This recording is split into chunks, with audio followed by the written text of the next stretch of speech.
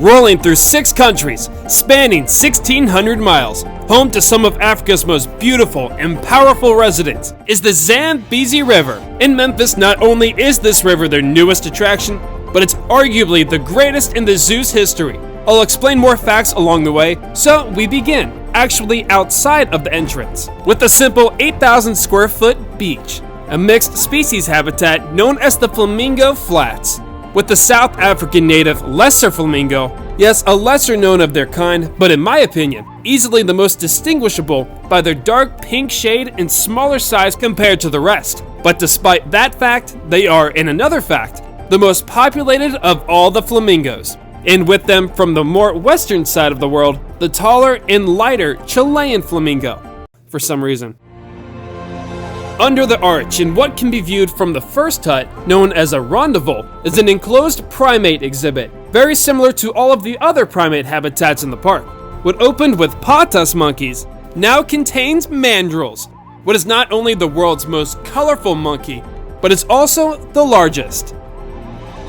Continuing in the range of the African forest are 2 adjacent hoof stockyards, one animal not considered rare just from their endangered status, but because they weren't properly described until 1901. Of course, I'm talking about the okapi, one of nature's greatest designs. Fur that feels like velvet, the legs of a zebra that can help their calves recognize their mothers, and the head and tongue of a giraffe, their only living relative. Okapis live in dense forests, and their habitat here does a great job of giving them shade and, more importantly, privacy. This is a miracle of the Houston Zoo, the first okapi to ever live in Memphis. Though they are solitary animals, he does live with another hide-and-seek champion, another hoofstock, the yellow-backed duiker. Without even having to move your feet, you can clearly see into the connecting paddock, an animal introduced to the zoo in 1999, the lowland nyala, a spiral-horned antelope of southern Africa.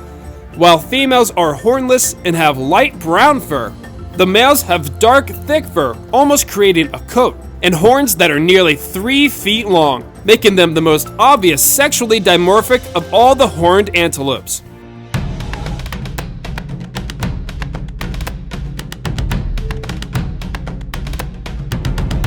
Past the drum station is an inviting tunnel, home to the Zambezi River Valley's stars.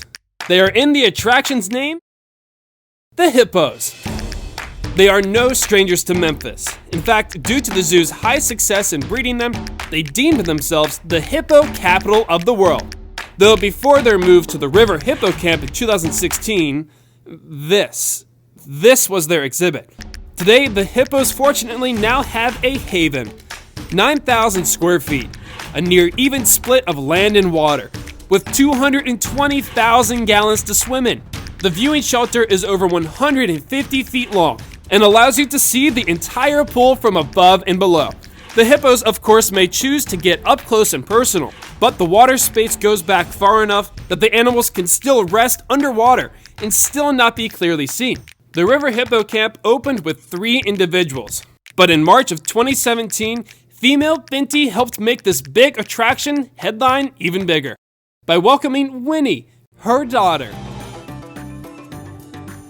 At birth, she weighed 76 pounds, and today, at her age, I'm guessing that she weighs somewhere around a couple to 3,000 pounds.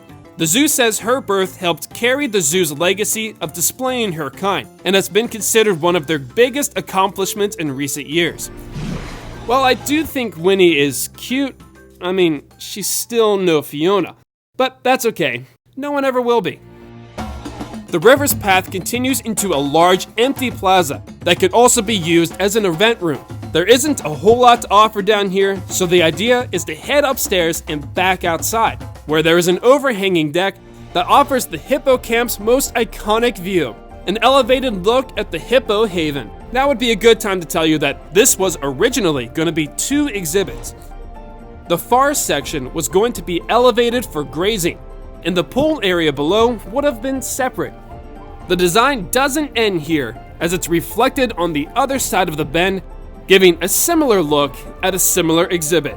The Niles, or in this case, the Zambezi River Valley's other big-name animal, the Nile Crocodile.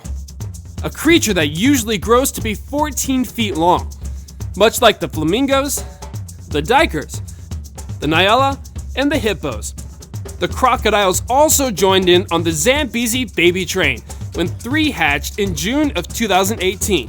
And yes, much like the hippo habitat, you too can head downstairs and see them from a ground level. And on this episode is where the River Hippo Camp comes to an end. For those who think that might be odd, your speculation is correct, because this exhibit actually ends with a walk-through aviary, which includes vultures. But unfortunately, it was closed. But I mean, I'm sure we'll survive without seeing it. Built in 2016, 3 acres and $22 million were used to properly commemorate and continue the Memphis Zoo's 100-plus year history of displaying the hippopotamus. The director of animal programs stated that the Zambezi River Hippo Camp was the most ambitious exhibit they've ever constructed to date. Through our time covering the Memphis Zoo, we'll just have to find out if that's true.